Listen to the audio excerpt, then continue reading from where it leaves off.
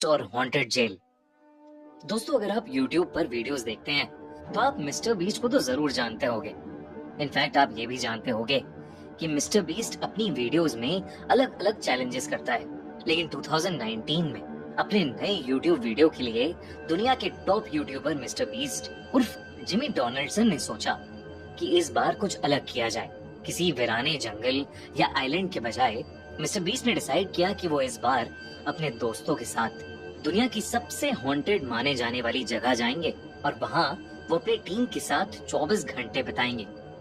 Tariq, Chandler, Connor, Chris, Josh और Jake इस challenge के लिए तैयार तो थे, लेकिन डरे हुए भी थे।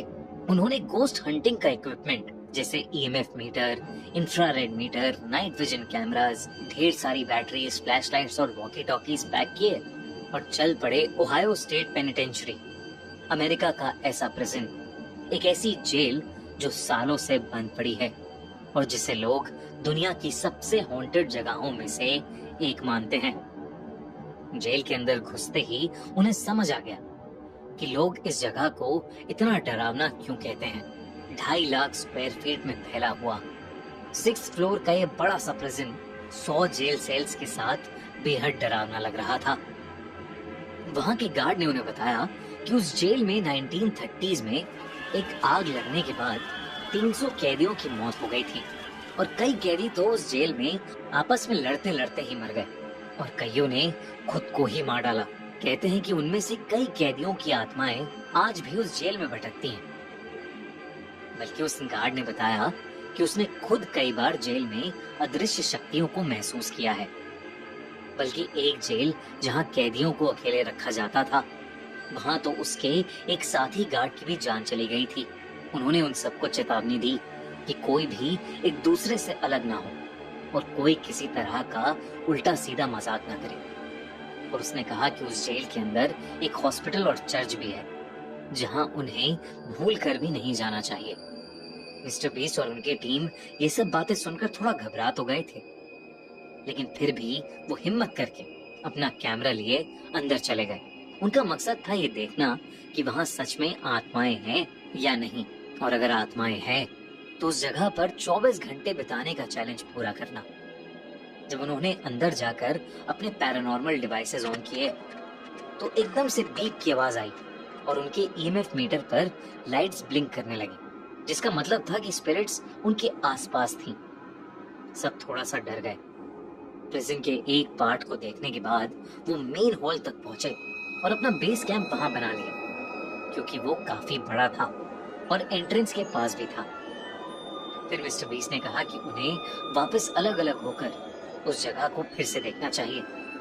डिसाइड हुआ कि चैंडलर, मिस्टर बीस्ट और जॉश हॉस्पिटल को एक्सप्लोर करेंगे और क्रिस, जेक, कॉनर और तारिक सॉलिटरी कन्फाइनमेंट को, वही जेल जहां कैदियों को अकेले बंद करके रखा जाता था। मिस्टर बीस्ट, चैंडलर और जॉश हॉस्पिटल की पुरानी लोहे की सीढ़ियों पर चढ़कर उसके कॉरिडोर में अपने EMF मीटर के साथ चलते हुए वीडियो रिकॉर्ड कर रहे थे। तभी उन्हें वहां एक कमरे में टेबल और एक पोस्टर का कटआउट दिखा जो एक पॉपुलर फिल्म का था। ये देख के वो दोनों उन मूवीज पर जोक करने लगे। तभी एकदम से चैंडलर के हाथ में जो EMF था उसकी लाइट ब्लिंक करने लगी और उसी मोमेंट पर मिस्टर बीस्ट को ऐसा लगा कि जैसे कहीं से कोई जोर का सायरन बज रहा हो। ये बात काफी अजीब थी क्योंकि वहां कोई एक्टिव सायरन नहीं था, और तो और चैंडलर और जॉश को कुछ सुनाई भी नहीं दिया। जब मिस्टर बीस्ट ने उनके EMF को उस सायरन की तरफ पॉइंट किया तो वो और ज्यादा तेजी से जलबुझ होने लगा। वो लोग उस सायरन की सोर्स की तरफ जाने लगे। EMF मीटर और तेजी से ब्लिंक करने लगा था और एकदम से एक खुले कमरे के पास आकर EMF मीटर बिना रुके फ्लिकर करने लगा। जैसे ही मिस्टर बीस्ट ने कमरे के अंदर जाने की कोशिश की तो मिस्टर बीस्ट का सर भारी होने लगा, उसे चक्कर से आने लगे। इसलिए मिस्टर बीस्ट बाहर आ गया, पर मिस्टर बीस्ट को याद था कि सायरन की आवाज थोड़ा और पीछे से आई थी। वो उसकी तरफ बढ़ने लगा।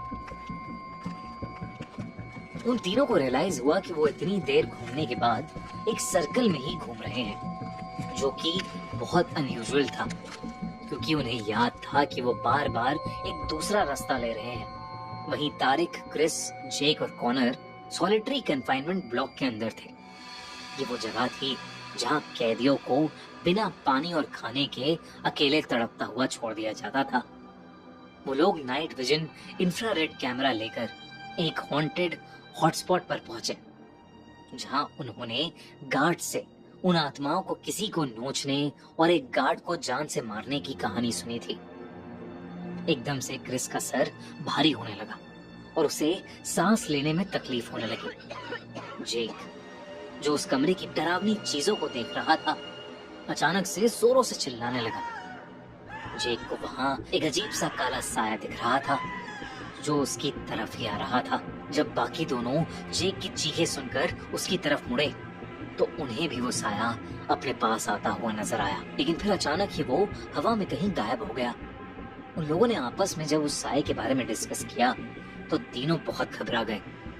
तभी जेक को महसूस हुआ कि उसके बगल में खड़ा कोई सांसें भर रहा है, लेकिन वहां कोई भी नहीं था। और फिर अचानक से वो काला साया उनके ठीक सामने आ खड़ा हुआ। उसे देखते ही वो तीनों चिल्लाते हुए वहां से भागे और वॉकी टॉकीज पर अपनी टीम को डरते हुए ये बात बताने लगे। मिस्टर बीस्ट, चैंडलर और जॉश ने उनकी बातें सुनी, लेकिन उन्हें लगा कि वो लोग मिस्टर बीस्ट के साथ कोई प्रैंक कर रहे हैं और उन्हें डराने की कोशिश कर रहे हैं। पर फिर उनके बीच में बात करते करते ही उस वॉकी टॉकी से एक बहुत ही ज्यादा अजीब सी आवाज सुनाई दी और वॉकी टॉकी बंद हो गया। उस जेल में एक पुराना चर्च भी बना हुआ था। मिस्टर बीस्ट ने सोचा कि अब वो बस उस चर्च को देखेंगे और उस जगह से निकल जाएंगे, क्योंकि अब मिस्टर बीस्ट को अपने दोस्तों की भी थोड़ी चिंता हो रही थी। वो चर्च पहले एग्जीक्यूशन हॉल हुआ करता था, मतलब एक ऐसी जगह जहां लोगों को फांसी देकर मारा जाता था। कहते हैं कि उनमें से कई लोग जिनकी फांसी हुई है, उनकी आत्माएं आज भी उस चर्च के एरिया में भटकती हैं।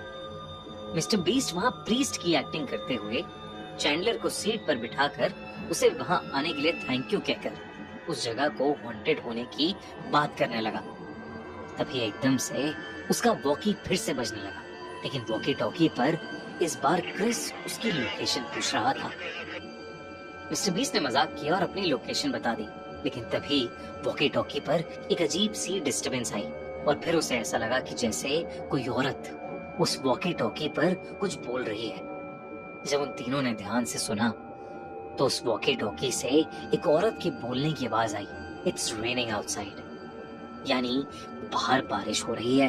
और ये आवाज उन तीनों को नॉर्मल औरत की नहीं लग रही थी, बल्कि बेहद डरावनी लग रही थी। बल्कि चैंडलर को तो ऐसा लग रहा था कि जैसे वो औरत एक अजीब ढंग से हंस भी रही है। और फिर अचानक ही वो आवाज आनी बंद हो गई। उन तीनों को समझ नहीं आ रहा था कि उनके साथ अभी क्या हुआ, तो वो वहां से निकलकर वापस मेन हॉल की तरफ अपने बेस कैंप चले गए। लेकिन तभी उन्होंने नोटिस किया कि बाहर तेज बारिश शुरू हो गई है और बिजली कड़कने की आवाजें भी आ रही हैं। चैंडलर और जॉश तो काफी डर गए थे, लेकिन मिस्टर बीस्ट को ये सब देखकर मजा आ रहा था और मिस्टर बीस्ट के दिमाग में कुछ और ही चल रहा था। क्या चल रहा था मिस्टर बीस्ट के दिमाग में और क्या हुआ मिस्टर बीस्ट के दोस्तों के साथ जिन्हें वो काला साया दिखा